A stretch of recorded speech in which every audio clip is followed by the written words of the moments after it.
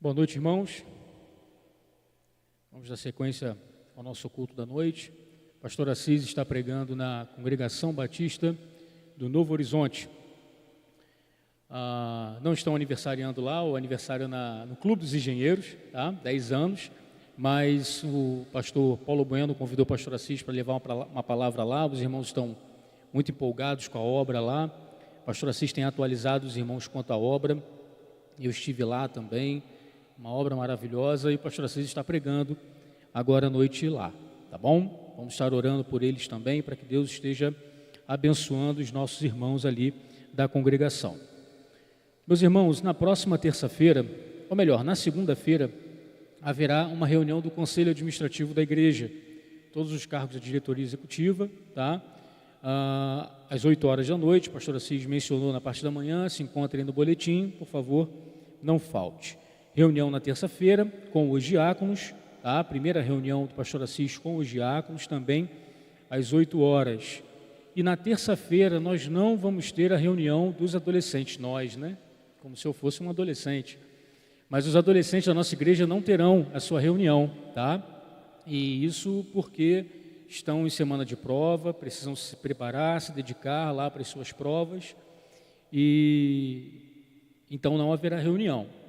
Se o adolescente que mora na sua casa disser que veio para a reunião, desconfie, tá bom? Essa semana não haverá reunião. Os adolescentes aqui da igreja não fazem isso não, irmãos, tá? Isso é pura brincadeira.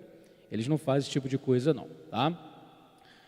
Irmãos, nós estamos pedindo doações de alguns itens para a EBF. Nós vamos ter a nossa escola bíblica de férias. E a Aline, minha esposa, divulgou aí alguns grupos da igreja, alguns itens necessários para a gente poder fazer esse trabalho com as crianças. Então, se você sente o desejo de abençoar as crianças, e o trabalho, meus irmãos, na EBF é maravilhoso, maravilhoso. Contei já para os irmãos aqui a experiência de uma família que está frequentando a nossa igreja, de uma menina que veio para a EBF e ficou encantada com o plano de salvação, aceitou Jesus, chegou em casa e falou: mãe, eu preciso frequentar aquela igreja, eu preciso aprender de Jesus, e quem vai me ensinar de Jesus é você. E a mãe não era convertida. A mãe: como é que eu vou fazer? Veio para a igreja, conversou comigo, falei: vamos caminhar, né? Que pedido maravilhoso. Fruto, meus irmãos, da EBF, tá? Então estejam orando por esse trabalho, estejam apoiando também. É um trabalho maravilhoso de evangelização, não só das crianças, como aconteceu no ano passado, tá bom? A Carol Terra pede que nós anunciemos aí, reforcemos, né, o anúncio das Bíblias comemorativas. Nós estamos trabalhando aí no centenário e vamos ter uma Bíblia específica do centenário. Você vai ter ali uma Bíblia que vai te recordar do centenário da nossa igreja. Então, faça a sua encomenda ali na porta, né? Alguns irmãos estão ali recebendo essas encomendas. E você precisa fazer o pagamento também. Se você já fez a encomenda e ainda não quitou, é necessário quitar para a gente poder finalizar lá a nossa responsabilidade com a Sociedade Bíblica do Brasil. Tá bom, irmãos? Tenho aqui um pedido de oração, mas antes desse pedido de oração eu tenho que fazer um pedido público de desculpas ao irmão Edson Elmo e à irmã Maria, né?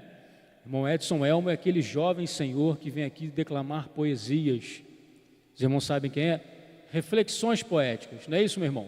Não são poesias, são reflexões poéticas. Ele sempre faz essa correção. Mas o meu pedido de desculpa a eles é porque já por 3 oportunidades eles me pedem para que estejamos orando pelo irmão Edson e fazem esse pedido a mim, e eu, por desleixo, né, por não anotar o pedido de oração, esqueci. Então, conto com a compreensão dos irmãos, me perdoem, por favor, tá bom? Não prometo que será a única vez que eu vou pedir perdão, tá bom? Mas nós vamos orar pelo irmão Edson Elmo, pela sua saúde, e vamos fazer isso nesse momento. Vamos orar, irmãos? Deus de amor, nós louvamos e engrandecemos o teu santo nome, Pai. Te agradecemos por esse dia que o Senhor nos presenteia. Muito obrigado, Pai, por isso. Queremos, Senhor Deus, colocar diante do teu altar a vida do irmão Edson Elmo. O Senhor sabe, Pai, que o teu servo carece da tua intervenção ali na saúde dele. Cuida também da irmã Maria, dos filhos do casal. Esteja, Pai, abençoando essa família sobremodo. Cuida também, Senhor Deus, do nosso pastor, que está ali na congregação do Novo Horizonte. Abençoe, Senhor Deus, os nossos irmãos ali destacados, ali em missão, pregando, Senhor Deus, a boa nova de salvação ali naquele bairro, Pai, alcançando pessoas que nós daqui não alcançaríamos. Então esteja abençoando aquele povo, esteja, Pai, exortando aquele povo. Cuida também, Senhor Deus, dos nossos irmãos ali na Congregação Batista do Clube dos Engenheiros, comemorando 10 anos. Abençoe, Pai, pastor Robson ali, levando a mensagem. Cuida, Senhor Deus, daquelas tuas ovelhas também. Quanto a nós, Pai, nós te suplicamos, fale aos nossos corações. Abençoe, Senhor Deus, a leitura da tua palavra que faremos daqui a pouco. Diante, Senhor Deus, de um texto tão claro, o Senhor conhece o meu coração, o Senhor sabe dos meus pensamentos.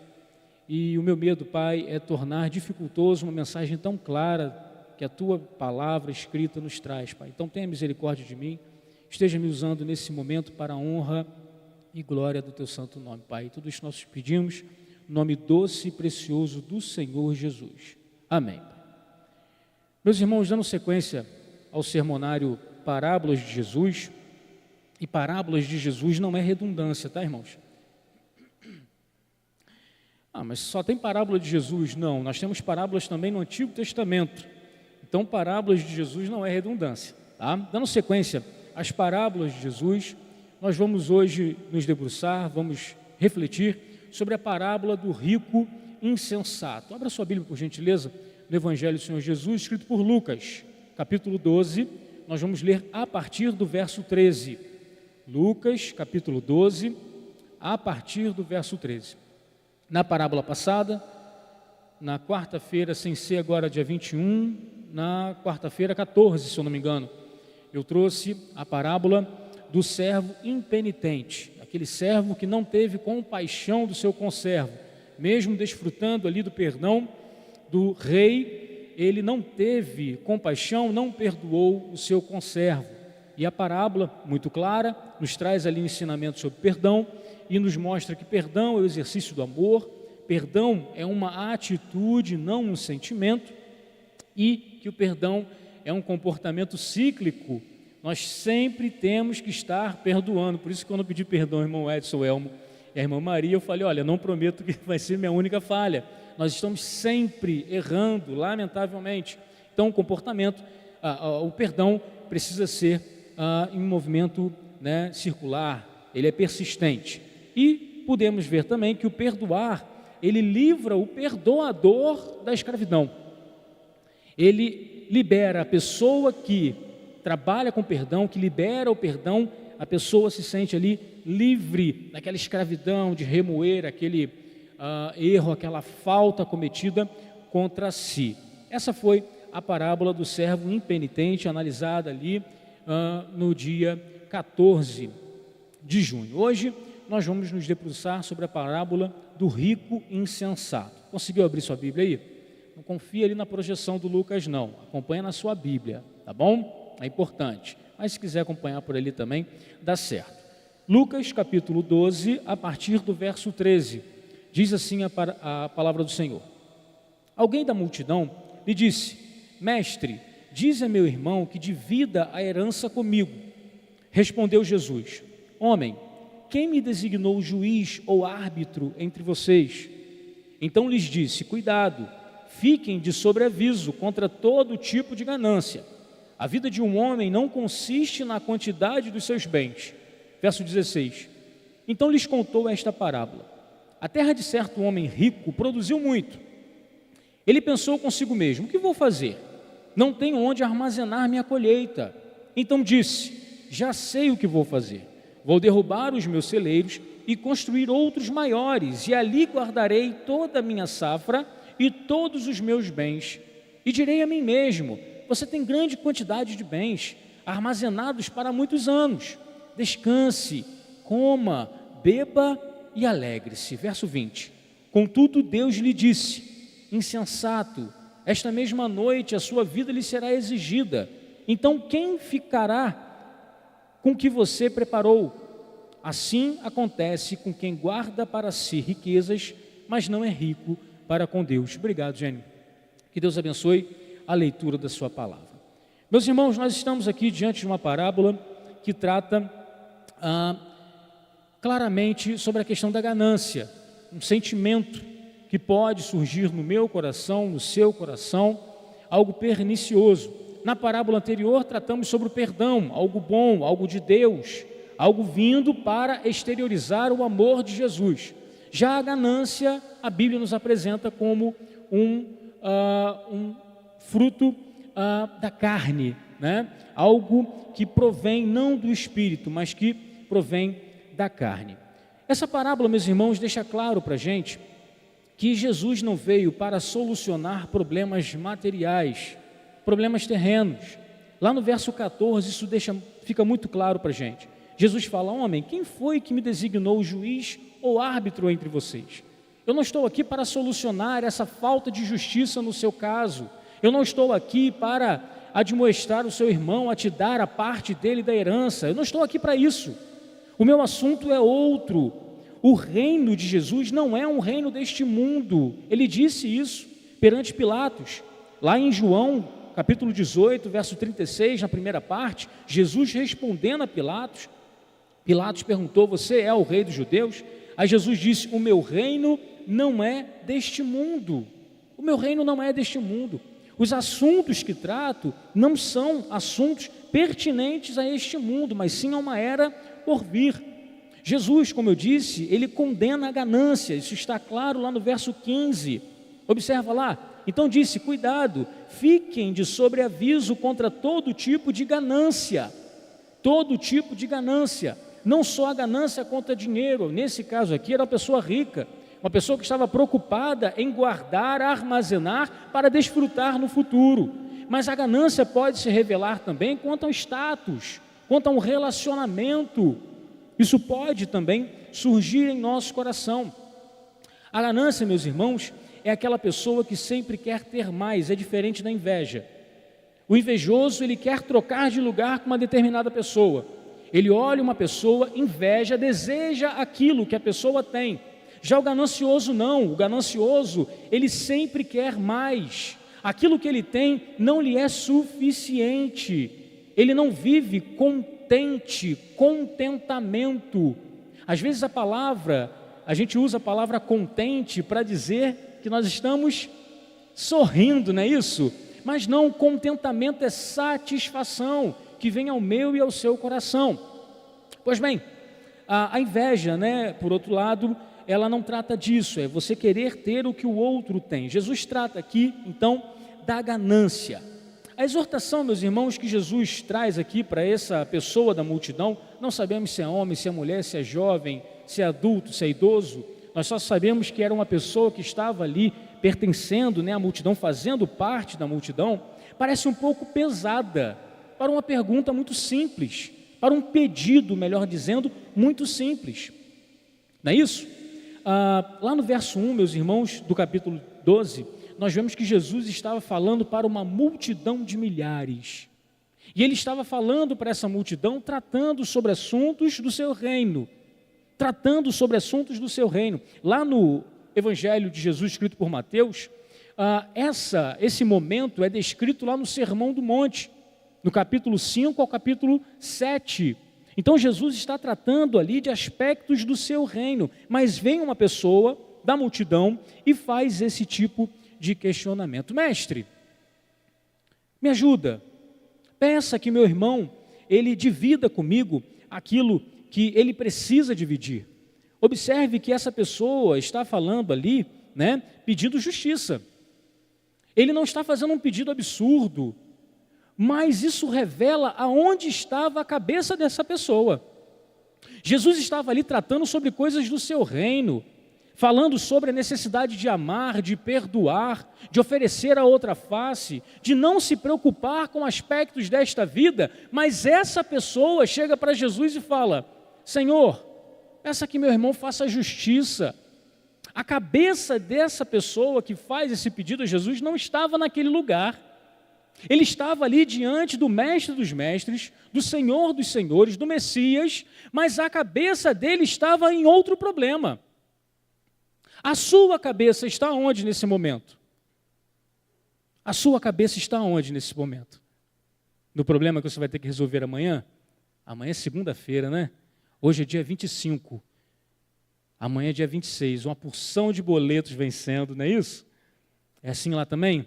Lá em casa é assim. Aonde está a sua cabeça, meu irmão? Estamos aqui adorando ao Senhor Jesus, enaltecendo a palavra do Senhor, estamos diante da palavra do Senhor. E aonde está o seu pensamento neste momento? Aonde está o seu pensamento? Seria interessante que ele estivesse aqui. Meus irmãos, a parábola, ela trata de um dilema que todos nós vivemos. A dualidade entre a vida material e a vida espiritual. Há pessoas que negam a vida espiritual, dizem que não há nada após a morte, que não existe esse mundo espiritual, anjos, demônios, Deus. Há pessoas que negam essa vida espiritual. Há, no entanto, pessoas que consideram essa vida espiritual, mas algo que pode ser tratado posteriormente, algo que talvez um dia eu vá tratar desse assunto, talvez quando eu estiver um pouco mais idoso, quem sabe. Mas há pessoas que tratam desse assunto como um investimento, e é sobre isso que Jesus está falando. É dentro dessa perspectiva que eu gostaria de meditar nessa palavra com os irmãos, nessa parábola com os irmãos, em investir na vida espiritual. É possível. Jesus fala aqui de um homem que investia na vida material, e Jesus não diz ali que isso era por si só errado. O que estava errado era ele não cogitar, não investir na sua vida espiritual. Era ele não ser rico para com Deus. Não ser rico para com Deus. Então é dentro dessa perspectiva que eu quero analisar com os irmãos e quero tentar responder a 3 perguntas aqui nesse texto. Tá bom? A riqueza, meus irmãos, é uma questão de ocasião, uma questão de sorte. E a vida eterna? É uma questão de sorte? Bom, peraí, pastor, vamos por parte. Você fez uma afirmação que a riqueza é uma questão de ocasião. E será que você tem respaldo bíblico para fazer essa afirmação? Tem. O sábio Salomão, tratando sobre aspectos da vida, falando que a vida é tudo ilusão. E ele foi uma pessoa que pôde desfrutar das mais variadas riquezas. Ele teve muitas mulheres, ele desfrutou de relacionamentos. Ele teve ali, pessoas que o admiravam por sua sabedoria, ele teve status também. E ele mesmo chega à conclusão de que tudo isso é vaidade. Mas lá no capítulo 9, verso 11, ele diz: eu descobri mais uma outra coisa neste mundo. Nem sempre são os corredores mais velozes que ganham as corridas. Nem sempre são os soldados mais valentes que ganham as batalhas. Notei ainda que as pessoas mais sábias nem sempre têm o que comer e que as mais inteligentes nem sempre ficam ricas. Notei também que as pessoas mais capazes nem sempre alcançam altas posições. Tudo depende da sorte e da ocasião. Essas são as palavras do sábio. Essas são as palavras do sábio. A riqueza, meus irmãos, é questão sim de ocasião. Se nós fizermos uma reflexão aqui rápida, todas as pessoas têm acesso a nível superior no nosso país?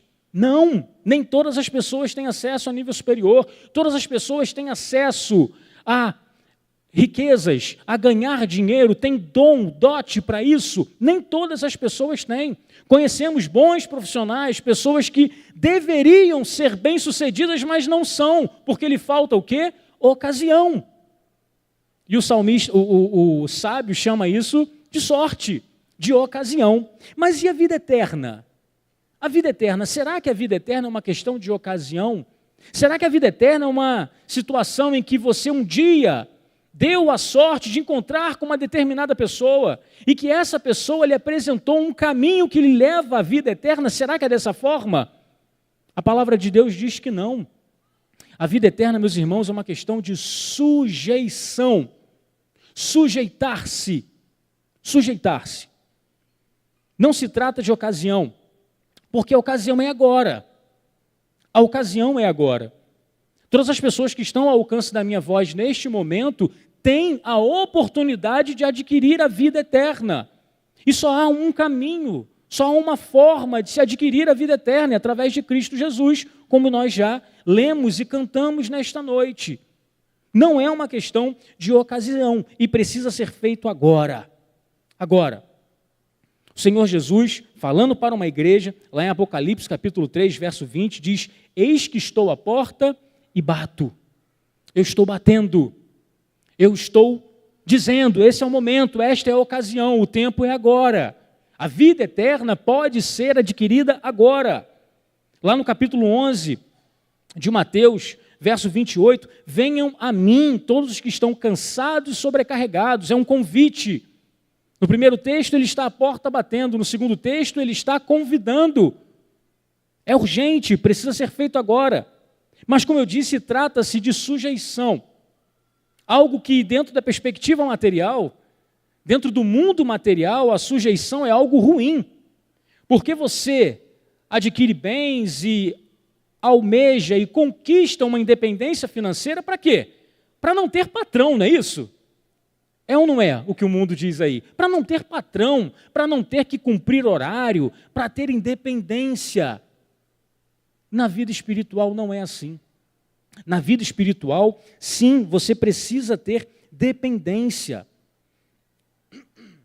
No Salmo 95, versos 7 e 8, se hoje ouvirdes a sua voz, não endureçais os vossos corações. O tempo é agora, é agora.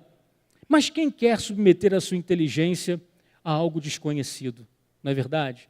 Quem quer acreditar num Deus que exige de mim nada além de fé? Nada além de fé. Quem quer se submeter a esse Deus? Quem quer se submeter ao desconhecido? E obter certeza, muitas das vezes sem ter a resposta adequada, sem ter a resposta racional. Eu estava assistindo agora à tarde com a minha filha, aquele seriado The Chosen, e voltei à primeira temporada, porque ela pediu para assistir comigo, e isso não está na Bíblia, tá, irmãos? É criação do seriado, mas não fere a Bíblia, tá? Não fere a Bíblia. Nicodemos está conversando com a sua esposa, e ele é o professor dos professores, o mestre dos mestres, e ele começa a fazer um monte de questionamento, e Jesus já estava tocando no coração dele ali para se sujeitar ao Senhor, e ele começa a falar com a esposa, todos os questionamentos, ela vira para ele: Nicodemos, você é mestre dos mestres, você não tem que fazer perguntas, você tem que dar respostas. É isso que o mundo exige de nós, irmãos, respostas. Mas você tem a oportunidade de se relacionar com Deus em que você tem perguntas e você obtém certezas, muitas das vezes sem ter as suas respostas satisfeitas, sem ter as suas respostas respondidas. Quem quer se submeter a esse Deus? Quem quer submeter a sua inteligência?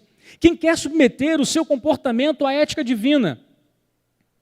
Quem quer submeter o seu comportamento, o seu estilo de vida, a sua forma de viver, a se parecer cada vez mais com o Senhor Jesus? Hoje, meus irmãos, se prega um relativismo ético. Isso é certo, mas é certo por quê? É certo para você. Eu estava assistindo no Instagram, essa semana, aquela artista, acho que apresentadora, a Astrid, ela estava fazendo uma crítica sobre a festa de São João, que ela viu numa determinada cidade, e uma outra convidada lá começa a falar: não, mas isso é errado para você. Você está querendo empurrar, ela falou em outras palavras, mais polidas, mas em resumo foi isso, você está querendo empurrar o seu conceito de festa de São João para outras pessoas. Então nós vivemos, meus irmãos, dentro desse contexto de relativismo. É certo? Não sei, depende. Para quem? Meus irmãos, nós temos um padrão de certeza, nós temos um padrão daquilo que é correto. E o nosso padrão é o Senhor Jesus. O relativismo ético que o mundo propõe não pode fazer parte do nosso comportamento. Quem quer se submeter a isso? Quem quer se submeter a essa ética, a ética cristã? É uma questão de sujeição. É uma questão de sujeição. É uma questão de renunciar aos seus apetites em prol de um relacionamento com Cristo, como nós cantamos agora, difícil pra caramba. Marlon falou isso na oração dele. O quão difícil é. Abro mão dos meus sonhos, abro mão dos meus planos, abro mão da minha vida por ti. Como é difícil cantar isso, mas é o que o Senhor Jesus exige de mim e de você. Quem quer se submeter? A vida espiritual é através da sujeição. É através da sujeição. Quem quer se submeter? É necessário, meus irmãos, plantar no terreno do Espírito. É necessário plantar no terreno do Espírito. O apóstolo Paulo, lá em Gálatas, capítulo 6, versos 7 e 8, não se deixe enganar, de Deus não se zomba. Aquilo que o homem plantar, isso também colherá.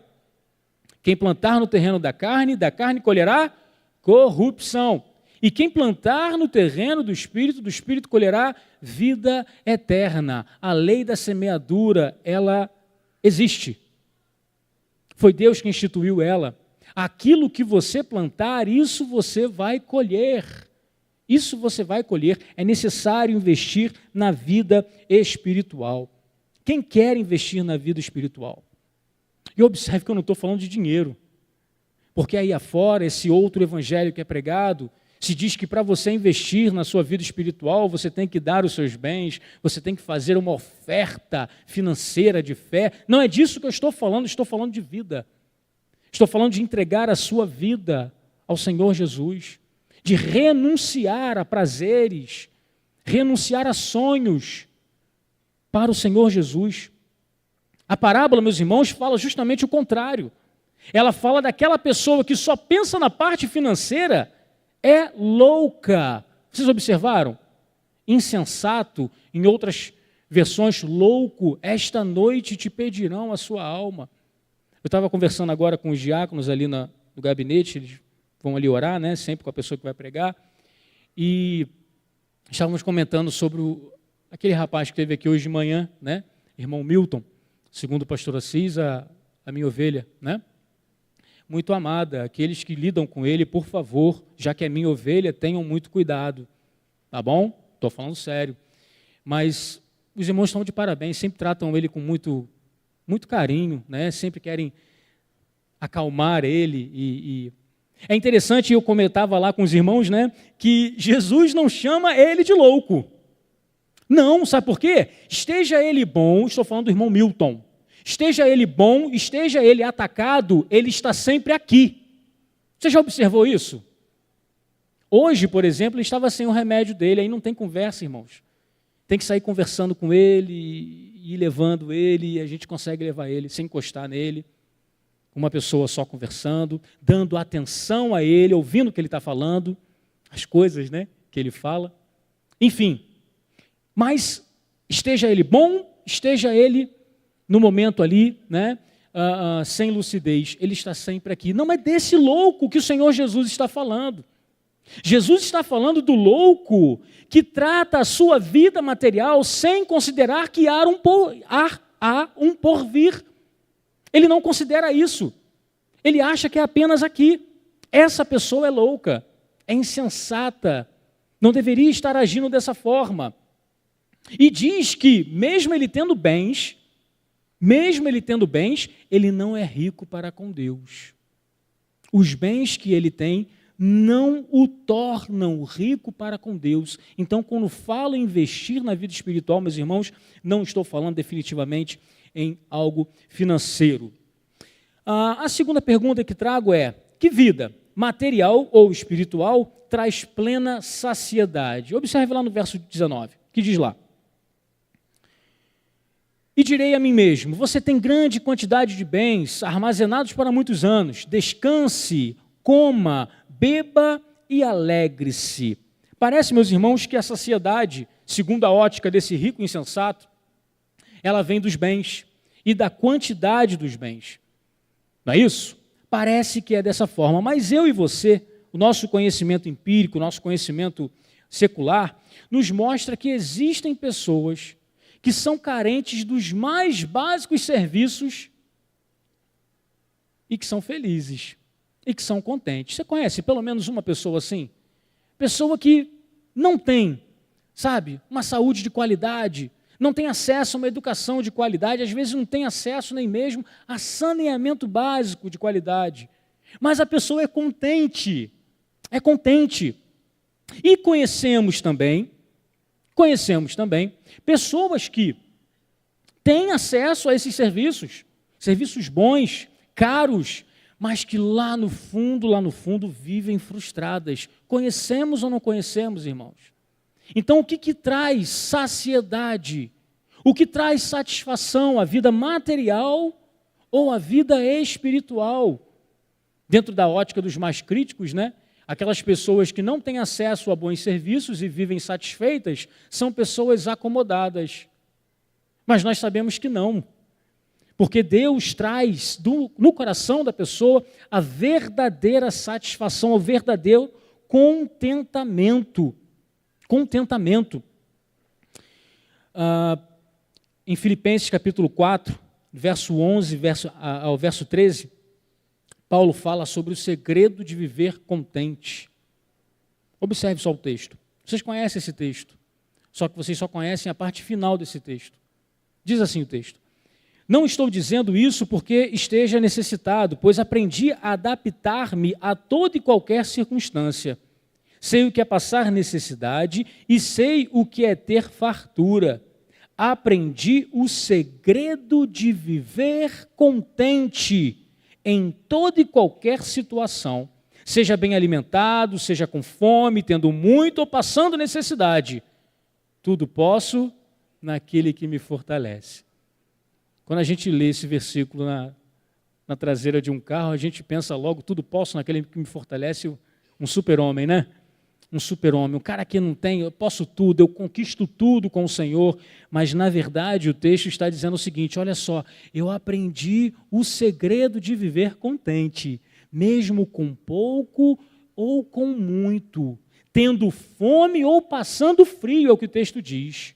Posso tudo isso naquele que me fortalece, é o que o texto diz. Qual seria então o segredo de viver contente que o apóstolo Paulo fala aqui em Filipenses? Vamos voltar na parábola.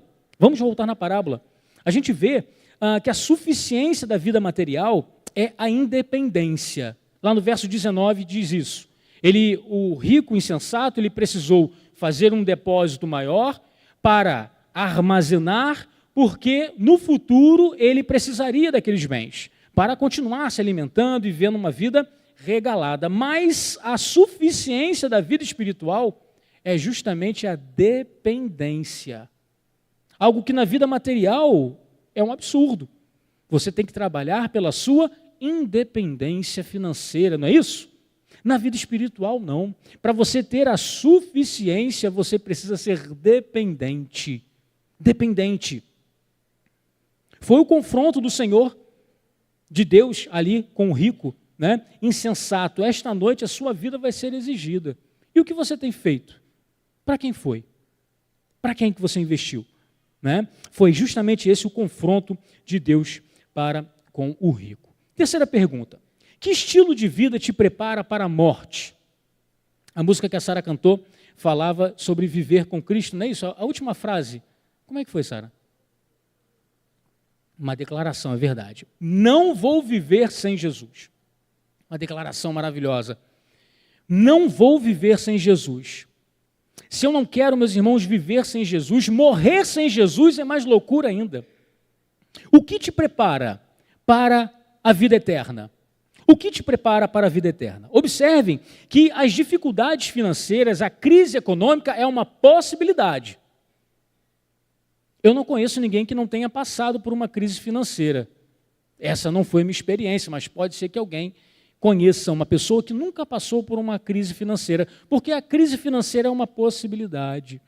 Mas, meus irmãos, a morte é uma certeza. É ou não é? É ou não é? Eu tinha um professor de direito tributário que ele falava que só existiam duas certezas na vida. A primeira é que você vai pagar tributo e a segunda é que você vai morrer. Só duas certezas, né? Todos nós vamos morrer. A morte é uma certeza. A incerteza é quando? Quando ela virá? Quando ela chegará até mim? Isso eu não sei, mas que vou passar pela morte, isso eu tenho certeza. Aqui é que reside a insensatez do rico. Mesmo tendo certeza que ele vai passar por um evento, o evento morte, ele não se prepara para aquilo. Ele se prepara para a crise financeira, ele se prepara para viver uma vida de prazeres, mas ele não se prepara para a morte. Considera aspectos eventuais e transitórios, mas despreza os aspectos certos, que é a eternidade, onde você vai passar a sua eternidade. Lá no verso 21, Jesus faz uma afirmação. Assim acontece com quem guarda para si riquezas, mas não é rico para com Deus. Como ser rico para com Deus? Como que eu posso ser rico para com o Senhor? Como que eu faço isso? A palavra de Deus nos diz que é através da adoção, a partir do momento que eu sou feito filho de Deus. Mas não era esse o problema lá do rapaz? Ele não estava com problema de herança? O rapaz que fez a pergunta, Jesus, não era um problema de herança? Pois bem, para eu ser rico para com Deus, eu preciso ser adotado por Deus, me tornar filho de Deus. E você sabe como que isso é feito? O apóstolo João nos diz, a todos quanto creram e o receberam, deu-lhes o privilégio de se tornarem filhos de Deus. É através da fé em Jesus. É através da fé em Jesus que eu e você somos filhos de Deus. Mas talvez você esteja olhando para a sua vida e talvez você esteja pensando, pastor, quão difícil é isso? Quão difícil é isso? Como que eu vou deixar de projetar os meus sonhos? Como que eu vou deixar de investir na minha vida material? Como que eu vou deixar de viver da forma como eu já estou vivendo, projetando, planejando?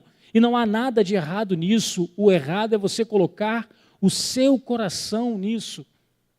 Nesse mesmo capítulo 12, lá no verso 34, o Senhor Jesus fala sobre isso. Olha só, onde estiver o seu tesouro, ali estará o seu coração. Ali estará o seu coração. Onde estão as suas expectativas? Eu estou distante disso, pastor, eu estou bem distante disso. E eu quero te convidar a fazer uma oração juntamente comigo. Eu vou fazer essa oração, uma oração cantada nesse momento. E nós vamos cantar o seguinte: Senhor, se tu olhares para dentro de mim, você não vai encontrar nada de bom. Mas um desejo eu tenho, eu quero ser transformado. Eu tenho esse desejo, eu quero ser transformado, eu quero fazer diferente. Eu quero me parecer como o seu filho Jesus. Eu não quero ser como eu era antes. O meu desejo é ser diferente. Me dá um novo coração. É a oração que nós vamos fazer cantada neste momento.